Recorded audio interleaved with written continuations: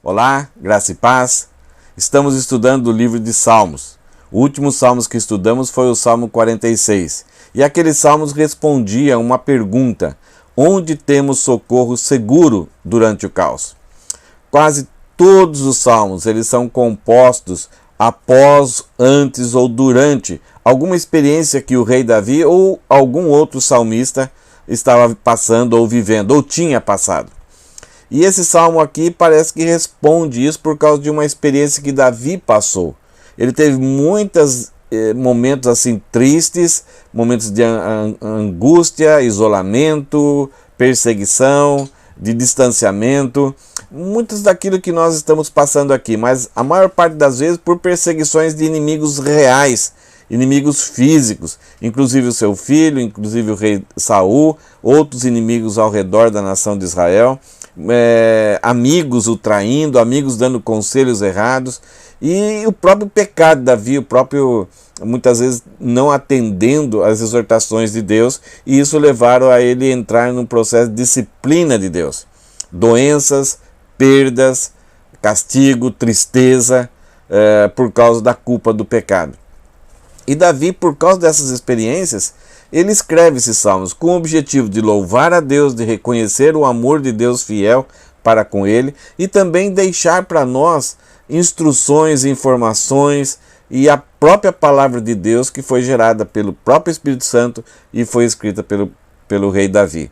Então o Salmo 46 deixou bem claro para nós a resposta de que onde nós temos socorro seguro durante o caos.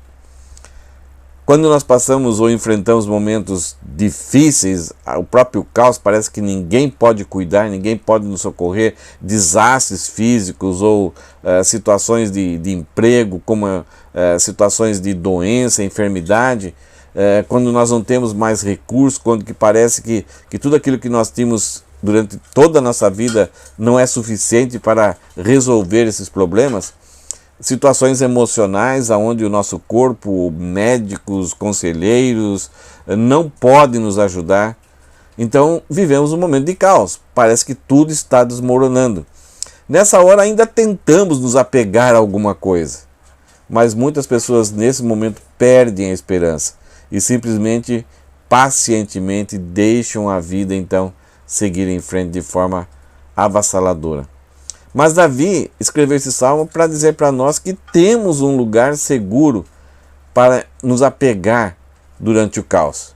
E ele fala que Deus é nosso refúgio e força, Deus nos protege, Deus nos fortalece. Deus é o nosso suprimento vital. Nesse momento precisamos de poucas coisas, somente manter a vida. E Deus é o nosso suprimento vital, pois um rio vem das moradas do Senhor. Deus é a nossa confiança, aonde nós podemos confiar que apesar de que aquilo que nós achamos que tem limite e dali para frente não tem mais nada, então nós encontramos em Deus que há vida após o último inimigo, a morte. E o próprio Deus então no Novo Testamento garantiu essa possibilidade, demonstrando em Jesus que ele levou os nossos pecados, então aquele que crê pode ter vida eterna com ele. Então nem a morte poderá nos separar quando Deus é o nosso socorro seguro. Hoje nós vamos estudar o Salmo 47. É um convite. Parece que depois de Davi declarar essas verdades, que Deus é o nosso tesouro seguro, ele não se contém. A experiência que Davi teve com Deus em conhecê-lo, não somente pelas palavras, pela palavra que Deus tinha revelado naquele momento, mas fazer aquelas palavras passar a ter um significado real por causa dessas experiências de Davi. Então, por causa disso, ele explode em alegria, ele convida, ele não quer sozinho louvar a Deus. Ele quer que outras pessoas venham e junto dele louvem, clamem, exultem aquilo que Deus é. E Davi, nesse salmo pequeno, simples, ele vai tratar da patente soberana de Deus sobre as nações, que revela a sua singularidade, que revela a singularidade do próprio Deus. É uma frase um pouco difícil, mas a ideia aqui é que Deus soberanamente tem um monopólio, tem uma patente que é só dele. E essa patente é sobre todas as nações. Deus não é somente daquele que crê. Não, Deus tem domínio e soberania e controla todas as nações, cada pessoa, cada átomo do universo. E Deus tem essa soberana patente. E essa soberana patente revela a singularidade de Deus. Vamos estudar os Salmos, depois vamos explicar esses termos, que eu espero que o leve a explodir de alegria com Deus e aumente a sua confiança nesse Deus que é onde nós podemos encontrar o seguro socorro, mesmo diante do caos. Começando, Davi fala que Deus é soberano sobre toda a terra, e terra e Israel. Ele fala, batam palmas todos os povos. Então a nação de Israel gostava de, em momentos de movimentação, de danças, eles batiam palmas muito sincronizadas, de uma forma bonita, ritmada. E ele chama esses povos para baterem, para celebrar a Deus em alta voz, não de forma esmorecida, não de forma sem graça, mas de exultarem, de vibrarem mesmo. Por quê? Pois o Senhor Altíssimo é temível. Nós não estamos louvando qualquer Deus, Davi fala. Esse Deus é fantástico. No caos é o único que pode nos socorrer, ser o nosso seguro socorro. Mas ele é temível. Ele tem todo o direito e ele deve ser uma pessoa temida. Reverentemente, a pessoa temível é aquela pessoa que merece não um medo nosso, mas é que por causa da sua grandeza, da essência da sua pessoa, é uma pessoa que merece temor, né? E com isso Deus nos convida para o louvarmos, para adorarmos a Ele. Davi está nos convidando aqui. É o grande rei de toda a terra. Deus não é mais um rei. Não está em concorrência com outros reis. É o grande, é o cara, é o máximo.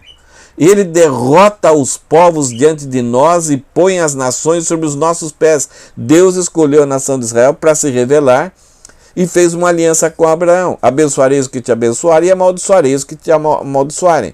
Então, crer em Deus, aceitar o padrão de Deus para a humanidade, estava revelado naquilo que Deus revelou para a nação de Israel. Então, quando uma nação abençoasse Abraão, seria abençoada, receberia bênçãos de Deus, nem por seguir tantas as regrinhas que Deus estabeleceu para a nação de Israel, mas simplesmente por reconhecer que o comportamento dos descendentes de Abraão era derivado da obediência deles à palavra de Deus. Então se reconhecia a existência de Deus. Isso aconteceu com Raabe. Quando os espias de Israel chegaram lá em Jericó para espiar, Raabe reconheceu o poder, a palavra, a providência de Deus.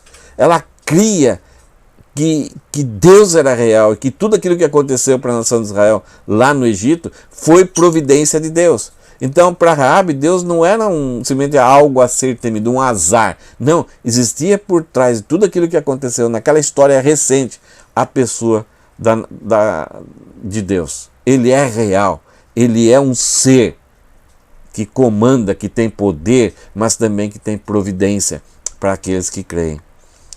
E Davi continua aqui, dando as razões por que deveria se louvar a Deus com tanta alegria. Ele está falando da nação de Israel, a qual ele pertence. Ele fala assim: Deus escolheu para nós, nação de Israel, uma terra como herança, a Palestina, o orgulho dos descendentes de Jacó, a quem ele ama.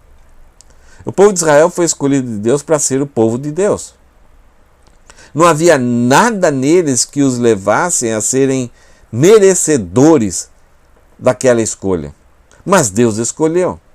Como podia ter escolhido qualquer outra nação. Mas pela soberania de Deus, Deus escolheu e deu a terra da Palestina como promessa para Abraão e depois colocou a nação de Israel naquela terra e aonde que Davi estava. Onde Davi fez a nação de Israel viver como uma nação unida. Então Davi está falando que Deus é soberano sobre toda a terra e especialmente Israel. Deus é o dono, é o proprietário e é ele que conduz a nação de Israel. Diante disso, Davi faz uma pausa. Esse salmo aqui faz uma pausa para as pessoas pensarem um pouco disso. E quando vemos isso, pode ser que a gente comece a julgar Deus. Pode ser que a gente tenha alguma objeção. Mas por que Israel e não a mim? E se escolheu Israel, o que Deus tem a ver comigo então? Ele que continue com Israel, não comigo. Mas Davi fala, Deus escolheu por causa da sua soberania com Israel. E ele é Senhor de toda a terra. E por causa dessa escolha de algo que pertencia à humanidade, uma humanidade rebelde, Deus escolheu a nação de Israel para restaurar todos os povos. O que nós devemos não é fazer objeções a Deus, mas é louvar a Deus porque Ele está dando uma segunda chance e adorarmos a Ele e nos submetermos a esses planos. Mas o homem rebelde, ele não reconhece o seu estado de rebeldia e sempre vai ter objeções à soberania de Deus. Sempre vai tentar explicar, como se o homem rebelde, o vaso criado por Deus, pudesse dar ordem ao oleiro, pudesse dar ordem a esse Senhor e combater as escolhas daquele que nunca pecou, daquele que é santo, santo, santo. Como a criatura pode fazer isso? Especialmente uma criatura rebelde, pecadora, corrupta, pode e finita, que não chega aos pés da grandiosidade do Deus temível que Davi está falando. Depois esse tempo de interlúdio, Davi continua no versículo 5 dizendo que Deus reina sobre todos e tudo, ou tudo e todos. Deus subiu em meio a gritos de alegria, então Deus aceitando esse louvor, é isso que Ele quer estar com a nação de Israel. Ele quer que o povo se deleite nesse louvor, não somente a nação de Israel, mas com todos os povos. O Senhor se elevou ao forte som de trombetas, e Davi aqui, ele explode. Isso se chama doxologia, momentos de exaltação total a Deus. Ele fala, cantem louvores a Deus, cantem louvores ao nosso rei, cante louvores. Davi, ele está pleno da plenitude do Espírito Santo na sua vida nesse momento. Ele compreendeu tudo aquilo que ele passou, as tragédias que aconteceram com ele, a disciplina de Deus, as perseguições que aconteceram, como Deus sendo soberano sobre todas as coisas e levando ele a essa compreensão de que Deus é o imutável, Deus é soberano, Deus é o único e não existe outro igual a ele. Então agora ele percebe isso, ele reconheceu ele aprendeu quem ele era. Então tudo aquilo que aconteceu com a vida dele teve um propósito, para agora os seus olhos só enxergarem a Deus, e ele vai louvar, ele vai cantar. E ao fazer isso, ele está convidando todos nós para fazermos isso também. E ele fala, pois, essa é a razão, pois Deus é o Rei de toda a terra. Louvem-no com um salmo. Deus reina sobre as nações, sentado em seu santo trono. Um lugar que só Ele pode ocupar, um lugar que é santo, como ninguém que tem essas qualidades e atributos de Deus poderia estar nesse trono. Ele é único, é imutável, é todo santo, todo eterno, sempre eterno.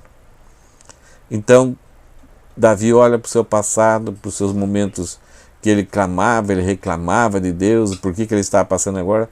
Então agora ele entendeu. E o que sobrou para Davi é exultar em louvor e nos convidar para louvar a Ele. Eu creio que, e eu tenho esperança, que a maior parte dos cristãos,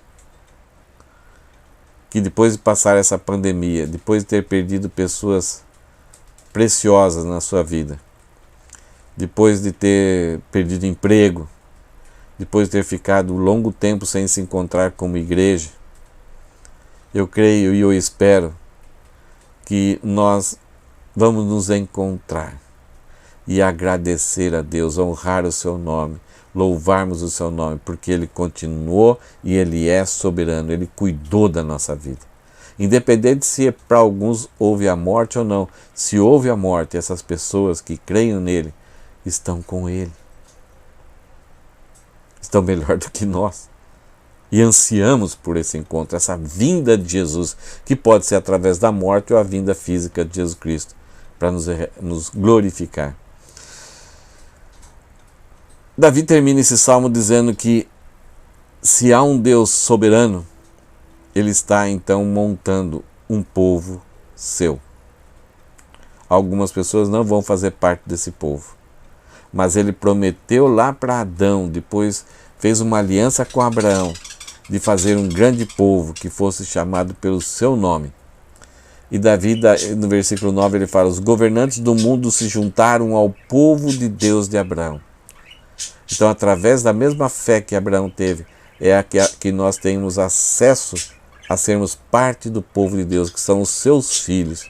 Pois todos os reis da terra pertencem a Deus. Então, todos nós, todos os homens, todos os reis, as autoridades, elas foram criadas por Deus e elas podem ter o direito de serem parte do povo de Deus.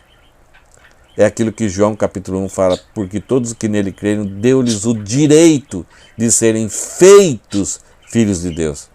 Uma pessoa que não crê em Deus, que não aceita Jesus Cristo, ela ainda é criatura rebelde. Ela precisa passar por um renascimento, um nascer de novo. E isso através somente do nascimento do alto, pela fé em Jesus Cristo e pela graça. E Davi continua: pois todos os reis da terra pertencem a Deus, ele é grandemente exaltado em toda parte. No livro de Filipenses, Paulo fala que no final da história da humanidade, nessa trajetória de vida, todo joelho se dobrará. Somente dos salvos? Não, até os incrédulos vão reconhecer, primeiro, que Deus existe, que Ele é soberano, que Ele é singular, que Ele é todo-poderoso, que Ele é justo e ninguém vai reclamar do que vai receber de Deus. Porque Deus é justo, Deus vai dar aquilo que o homem quer. Aqueles que querem a salvação, o perdão de seus pecados, suplicam a Deus e Deus dá gratuitamente. Aquele que não quer isso vai continuar nos seus pecados e vai continuar vivendo afastado, isolado, à parte de Deus, porque não quis. E aqui nós temos então o que nós vamos chamar de soberania de Deus. Em primeiro lugar, naquela frase que colocamos no início, que é a tese desse salmo, nós falamos de que a patente soberana de Deus é o que revela a singularidade de Deus. O que é singularidade? Singularidade é a ideia de que Deus está sozinho em uma categoria. Nós tivemos as Olimpíadas de 2000, que foram realizadas em 2021. Nós tivemos as Olimpíadas dos atletas comuns e agora nesses dias estamos tendo as Olimpíadas dos atletas com uma certa deficiência. E praticamente eu me empolgo mais com essa segunda Olimpíada. Mas as Olimpíadas vêm trazer para nós quem é o melhor numa certa categoria. Então, quem é o corredor mais rápido, quem é o que salta mais alto e quem é o atleta, o grupo, o time que venceu os outros times, então ele é o melhor.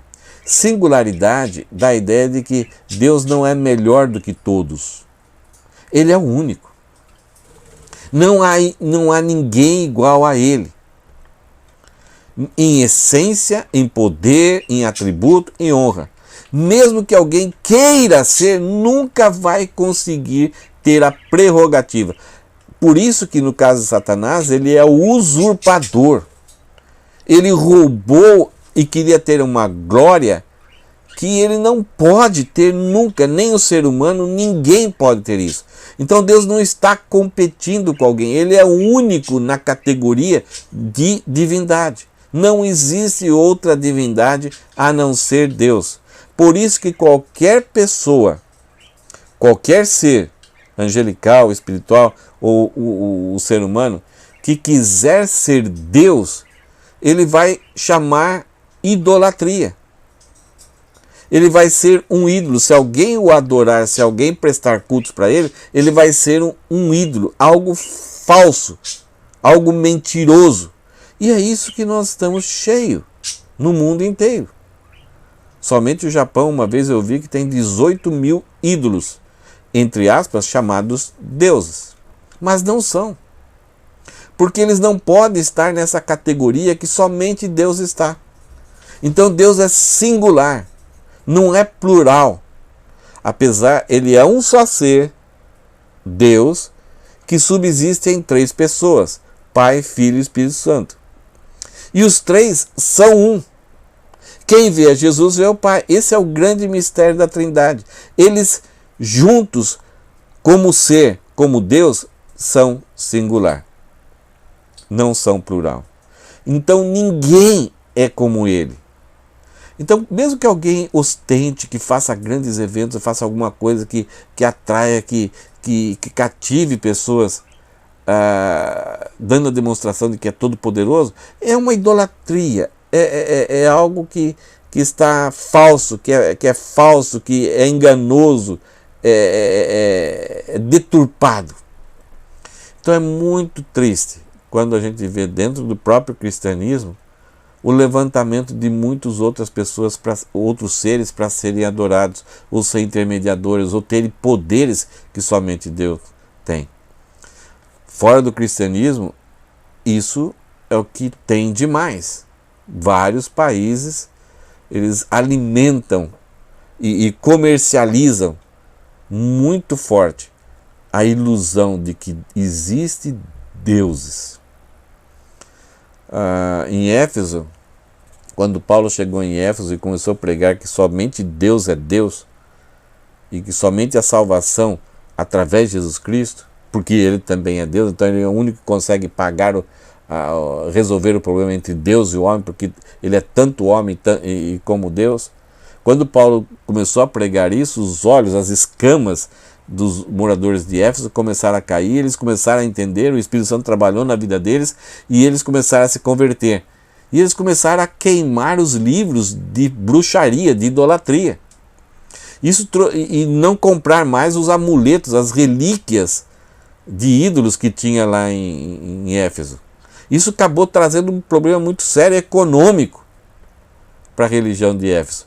E aí os principais produtores dessas relíquias começaram a difamar Paulo, dizendo que ele estava insultando a grande deusa Diana, e aí houve um motim na cidade que quase mataram alguns dos companheiros de Paulo e ficaram durante quase meio-dia no sol, ali no anfiteatro, gritando, grande a Diana dos Efésios. E muitas pessoas que chegavam ali começavam a gritar, não sabiam se estavam adorando a Diana ou levantando alguma voz contra as pregações de Paulo.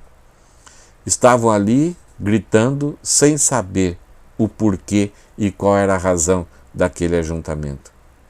Quando alguém não conhece a singularidade de Deus, tudo que ela faz é grande ignorância. Paulo, na sua vida de ministério, chegou em Atenas. Era o berço da sabedoria, da inteligência, do conhecimento da época do Novo Testamento. E quando Paulo chegou lá, ele ficou agitado no seu coração, porque existiam estátuas e templos e monumentos para tudo quanto é Deus. Até havia um que construíram porque houve no passado um milagre, uma praga de animais que foi resolvida, porque os animais ficaram doentes, eles sacrificaram para todos os deuses e nada foi resolvido, e de repente alguém teve a ideia, vamos sacrificar talvez por um Deus desconhecido. E eles sacrificaram um animal para esse Deus desconhecido e a praga acabou, e aí então construíram um altarzinho para o Deus desconhecido. Quando Paulo chega nessa cidade, ele fala, eu prego, ele ficou muito agitado, muito comovido, muito triste com aquela sabedoria humana, mas penetrada na lama do pecado. O que o pecado fez, trazendo inteligência, mas não trazendo sabedoria espiritual e mantendo a cegueira deles. Então Paulo fala, eu prego aqui o Deus desconhecido. E muitos começaram a ouvir o que Paulo estava para falar. Quando Deus é desconhecido para nós, nós estamos abertos a qualquer idolatria. Seguimos a líderes, seguimos a instituições, seguimos qualquer movimento e nos apegamos àquilo, porque a nossa cegueira é grande por causa do pecado. Mas quando conhecemos a singularidade de Deus, que há um só Deus, Pai de todos os homens, e que enviou o seu Filho Jesus para nos salvar, e somente através dele, somente pela graça, somente pela fé, o homem é salvo, então eu tenho plena liberdade. Olha o que Deus fala em Isaías, capítulo 46, versículo 9. Deus olha para Isaías e vê a situação de Israel, que estava abandonada, que estava querendo seguir a outros deuses, outros ídolos, envolvida em pecado. Então Deus, através de Isaías, dá um recado para a nação de Israel. Ele fala: lembrem-se do que fiz no passado. Eles já tinham esquecido, estavam esquecendo a Deus, geração após geração, estavam assim, nem se lembrando de quanto temível era Deus. E Deus continua: pois somente eu sou Deus, somente eu, não há outro Deus além de mim, e não há outro semelhante a mim. Isso é singularidade. Então a patente soberana de Deus revela para nós a soberania de Deus sobre todas as nações revela para nós a sua singularidade, pois ninguém é tão soberano como Deus sobre as nações. Então esse monopólio que Deus tem sobre tudo e sobre todos os povos, todos os homens, todas as nações, revela o quanto Deus é singular. Somente Ele tem isso. As nações vivem em guerra, um querendo tomar posse de outra, ou uma querendo vencer outro. As competições exigem para ver qual que é o mais forte, quem tem mais medalhas. Mas não existe ninguém, nos céus e na terra, que seja singular como Deus. Somente Ele é. E Ele afirma, é a palavra dEle que está revelando isso para nós, e Ele fala: olha o que eu fiz no passado. Agora, o que é ser Deus? Em primeiro lugar, traz essa ideia: soberania. É aquele que pode planejar o futuro e realizar. E Deus planeja o futuro e realiza tudo com um propósito, não por acaso. Ele tem um propósito, há um plano soberano de Deus. Então, quando eu estudo as Escrituras, eu vejo desde o início até o fim qual é esse plano maravilhoso de Deus. Aonde Ele quer chegar, o que Ele vai acontecer. Então, nada é por acaso. Deus é soberano, Ele é Deus porque Ele é singular e Ele é soberano. Ele planeja o futuro e realiza. Não é uma questão de presciência.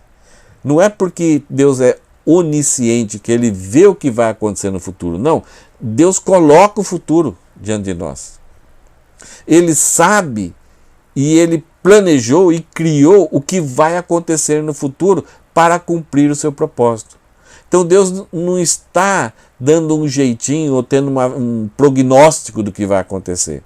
O que vai acontecer faz parte do seu desejo, do seu planejamento, do seu poder, da sua soberania. E olha o que ele fala na continuação de Isaías 46, versículo 10. Só eu posso lhes anunciar desde já o que acontecerá no futuro. Só Deus pode fazer isso. Por isso que nós temos um apego para horóscopo, adivinhadores, jogos de cartas, búzios, porque nós queremos saber o futuro. É como se, sabendo o futuro, nós tivéssemos poder. Não, somente Deus pode fazer isso. Por isso que qualquer pessoa pode até falar, olhando as regras da natureza, da história, o que acontece, as causas e efeitos, pode até projetar uma ideia do que vai acontecer no futuro. E Deus fala: se essa ideia não acontecer, que a pessoa tem, então não foi de mim, não foi uma pessoa usada por mim para anunciar. Então essa pessoa tem que ser apedrejada. E se essa ideia, mesmo que aconteça, porque sempre haverá a possibilidade de acontecer, é um chute. E se essa ideia acontecer e o meu povo se desviar de mim, também essa pessoa deverá ser apedrejada. Então Deus já estabeleceu regras com pessoas que tentam trazer o futuro para cá. Mas somente Deus pode trazer o futuro, porque é Ele que criou o futuro. Ele que estabeleceu esses planos e essas regras. Então Ele fala: todos os meus planos se cumprirão, pois faço tudo o que desejo. Então todos os planos de Deus se cumprirão porque Ele é soberano, Ele é singular, Ele é todo-poderoso e Ele faz tudo o que deseja. Nós podemos fazer planos, mas nunca algumas vezes realizamos porque nos preparamos bem, mas estamos limitados pelas condições, pelos recursos, pela capacidade intelectual, pela capacidade física. Estamos limitados a outros fatores que independem de nós, circunstâncias que independem de nós. Boa parte se completam, os desejos nossos se realizam. Mas muitas das vezes, planejamentos bem estruturados vão por terra abaixo. Porque nós não somos poderosos, nós não somos todo-poderosos, nós não somos soberanos. E muitas das vezes Deus dá condições para que o seu filho, aquele que crê nele, cumpra os seus desejos. O próprio livro de Provérbios fala: agrade o Senhor e Ele satisfará os desejos do seu coração. Então é Deus que está por trás de tudo quando os nossos desejos são realizados. E principalmente, Deus nunca vai fazer um desejo ser realizado, o nosso desejo, se estamos desagradando a Ele. Poderá desfrutarmos desse desejo por um certo tempo, mas no final nós pagaremos caro por planejarmos algo que era contra a pessoa de Deus, que não tem a santidade e não visa glorificar a Deus. Então Deus é soberano, é o único que é soberano. Soberania de Deus, o que significa isso? Deus tem a autoridade, então ninguém limita ele, ou impede ele, ou ele tem que pedir para alguém. Então ele é a autoridade. Ele tem a liberdade, então não tem que prestar contas para ninguém. E Deus vai fazer tudo aquilo que é referente à sua própria natureza. Uma coisa que Deus nunca vai fazer vai ser algo que será contrário à sua própria natureza. Por exemplo, Deus nunca vai pecar. Uma das provas de que Jesus é genuinamente Deus e homem, e no caso dele ser Deus, é porque ele nunca pecou. Ele foi testado em todas as coisas e ele não pecou. E ele tinha poder sobre tudo e todos, do jeito que ele queria. Então Deus tem a autoridade, ele pode decretar, ele tem autoridade, e os evangelhos falaram que Jesus pregava com autoridade. Deus tem autoridade, ele fala, as coisas acontecem, ele tem a liberdade, ninguém pode restringir, a não ser a sua própria natureza. Ele tem toda a sabedoria, ele faz sempre com um propósito, ele tem todo o poder legítimo, ele é justo, ele sempre vai fazer algo que seja através da justiça santa dele. Não é uma justiça corrompida, não é uma justiça déspota simplesmente, mas é uma justiça santa, para cumprir tudo que ele pretende que aconteça. Então, soberania de Deus é Deus tem a autoridade, a liberdade, a sabedoria e o poder legítimo para cumprir tudo o que ele pretende que aconteça, os desejos do seu coração. E, portanto, tudo que ele pretende que aconteça, acontece. Ninguém pode impedir. O próprio Deus fala: agindo eu, quem impedirá? Ninguém pode impedir. Por isso que essa guerra espiritual contra o povo de Deus, contra a palavra de Deus. E Deus se diverte com o homem. É como se fosse uma formiga tentando derrubar, uma só, tentando derrubar um elefante. É uma comparação tão ridícula essa. Mas não dá para compararmos a bobeira do ser humano em tentar lutar contra os propósitos de Deus. Porque tudo que ele pretende que aconteça, acontece. Deus planeja e governa todas as coisas. Tudo está debaixo do seu controle. Nada escapa à sua ciência e ao seu controle e ao seu poder. Nossa escolha, então, veremos na soberania de Deus nossa única esperança. Somente em Deus, então, nós podemos ter esperança. Por isso que as cartas de Paulo no Novo Testamento, ele fala assim que ele elogiava as igrejas porque elas cresciam em amor e em esperança. Então, olha que Paulo fala, que essa definição aqui que nós podemos ter a nossa escolha. Teremos somente esperança quando entendermos a sabedoria, a soberania de Deus na nossa morte. Teremos esperança de vida em nossa morte, porque se Deus é soberano e Ele prometeu que vai nos ressuscitar, então eu posso ter esperança. Esperança bíblica é diferente de um pensamento positivo. Eu espero que talvez o Brasil seja o próximo campeão da Copa do Mundo. Não é esperança, isso é um pensamento positivo.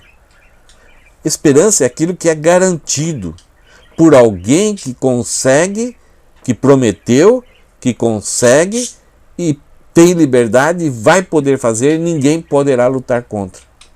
Então Deus nos prometeu ressuscitar em Cristo todos os homens. Uns para a perdição eterna, outros para a salvação eterna. Aqueles que creem pela graça em Jesus Cristo. Nós temos, a soberania de Deus nos faz ter esperança por causa das respostas às nossas orações. Então, se Ele é soberano e Ele tem tudo, e se Ele fala para mim orar por certas coisas, essas coisas vão acontecer por causa que Deus é soberano. A soberania de Deus nos garante sucesso no nosso evangelismo. Então, se Deus é soberano, é Ele que convence o homem do pecado, da justiça e do juízo, então quando eu oro a esse Deus, eu não tenho um pensamento positivo. Eu posso crer que Ele vai atuar segundo a sua vontade, segundo o seu querer. E a soberania de Deus dá sentido ao nosso sofrimento. Porque se eu estou passando momentos desconfortáveis, momentos que eu não queria passar, que está tirando a minha calmaria e o meu conforto, eu sei que Deus é soberano, Ele pode todas as coisas e Ele tem um plano para isso, existe um propósito para isso. É por isso que Paulo vai escrever lá em Romanos 8:28, ele fala, pois sabemos que todas as coisas contribuem, isto é, Deus faz com que todas as coisas contribuam para o bem daqueles que amam a Deus, que são chamados segundo o seu propósito. Então a soberania de Deus afeta a respeito da nossa morte no futuro, afeta nossas orações, afeta o nosso evangelismo e afeta o nosso sofrimento. Porque eu encontro propósito, eu sei que tem alguém singular, soberano, todo-poderoso, que está por trás e está me guiando, que está me amparando. Deus Todo-Poderoso, a Bíblia fala que a Ele pertence toda a terra. Ele tem direito sobre toda a terra, todas as riquezas, todas as pessoas e todo o poder e controle. Ninguém é como Ele. Tudo pertence a Ele e tudo é para Ele. Essa frase aqui é uma frase que a gente precisa memorizar. Porque quando falamos de soberania de Deus, vem muitas objeções. Como Deus pode permitir o mal? Como nós falamos, esse Deus todo-poderoso, soberano, singular, tudo que Ele permite, ou tudo que Ele faz, é de acordo com um plano eterno. E a coisa mais absurda que se um dia a gente pudesse entender, foi aquilo que aconteceu com o seu próprio filho. Ele enviou o seu filho, e o seu filho, sendo Deus, aceitou, obedeceu passivamente e ativamente, foi obediente em todas as tentações aqui, e enfrentou a morte como ovelha. E até ali na cruz estava dando palavras de graça. Então foi o maior pecado que a humanidade pudesse cometer ou pôde cometer, foi esse pecado de crucificar o Filho Santo de Deus. Não foram somente aqueles homens, mas lá estava a minha natureza representada naqueles homens, nos líderes judeus, no povo e nos líderes, soldados, governador romano. Essa frase representa um pouco isso. O pior pecado que já aconteceu foi aquele lá. O pior pecado que já aconteceu fazia parte do plano de Deus. Desde Adão, Deus falou que ia fazer isso. Deus falou para Adão que a serpente morderia o calcanhar do Messias, mas o Messias pisaria a cabeça da serpente. Então, Deus já em Adão deu o proto-evangelho. Ele falou que o Messias, o filho dele, viria e teria um sofrimento forte, grave, mas não fatal. Que sofreria um pecado contra ele. Jó falou a respeito do Messias, ele fala assim, eis que o meu Redentor vive, mas se levantará, isto é, ele passará pela morte. Davi, no Salmo 22, fala tudo de desgraça que aconteceu com o Messias, o Santo de Deus, as injustiças, as ações do homem em rebelião contra Deus. Então, o pior pecado que já aconteceu fazia parte do plano de Deus, já estava planejado, porque tinha um propósito. E por esse pecado, e por causa desse pecado, o pecado morreu. Nós tivemos a morte da morte na morte de Cristo.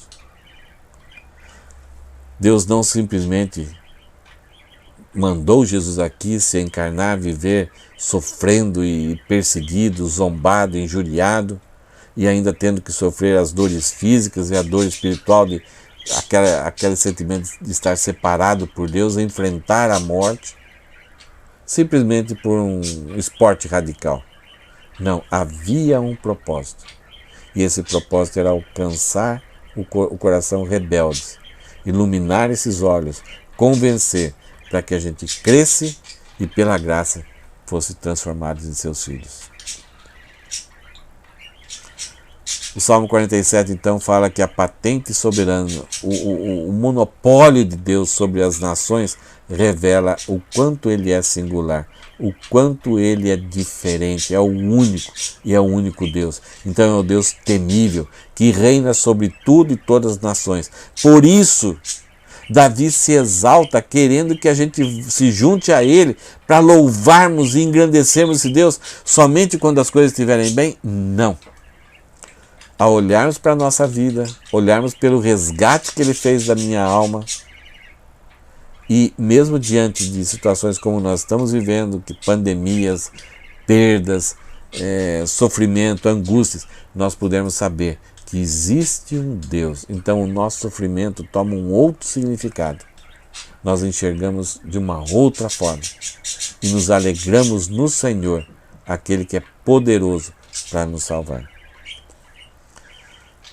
Para nós pensarmos ou vivermos diariamente, nada é por acaso ou por causa da estupidez humana em situações que acabam ficando completamente fora de controle humano. Quando vier o caos, nada é por acaso. Tem um propósito. Aquele que não tem o coração cheio de adoração sincera a Deus, ainda não o conheceu plenamente. Quando você só pratica adoração, mas você não tem o coração cheio de adoração sincera a Deus, isso significa que eu não conheço bem a Deus ainda. Agora, quando eu conheço, não somente pela palavra de Deus, mas na minha experiência diária, a esse Deus singular, poderoso, soberano, então meu coração se enche de alegria, independente da situação que eu estou passando. É aquilo que Abacuque falou. Ainda que a videira não floresça, ainda que não há gado no curral, eu ainda louvarei e engrandecerei o meu Deus. Porque não são essas circunstâncias que estão acima daquilo que Deus é. Ele tem um plano e eu estarei para sempre com Ele. Graças a Deus não estamos simplesmente entregues aos erros e às maldades humanas. Então não precisamos ter um desespero para mudar o mundo, a justiça do mundo, porque nós estamos debaixo do Senhor. Deus tem um plano e um dia Ele vai eliminar o mal. Nós não estamos simplesmente entregues à fúria da natureza, porque o próprio Deus tem poder sobre a natureza. E Jesus, como Deus, Ele demonstrou que Ele tem poder sobre os elementos da natureza, sobre o mar, sobre a tempestade e sobre o mundo espiritual. Ele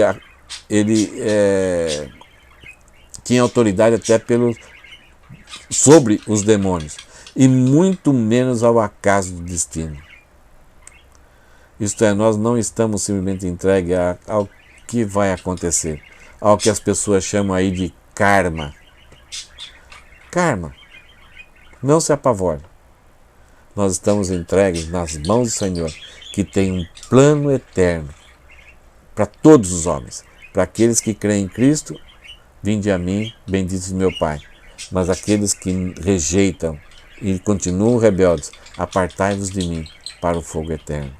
Então nós não estamos entregues ao acaso do destino. Temos um planejamento, e esse planejamento eterno, imutável, está muito mais perto de nós. Principalmente está mais perto de mim, porque sou mais velho que a maior parte de vocês. Então, quanto mais a minha idade avança e quanto mais anos se passa, mais perto daqueles planos bons, tranquilos, eternos de Deus se cumprem na nossa vida.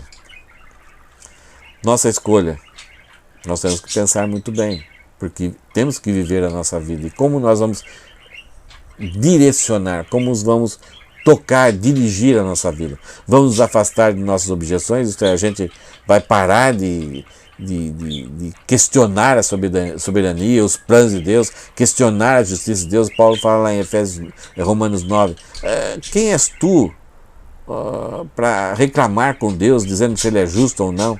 Pode o vaso brigar com o oleiro?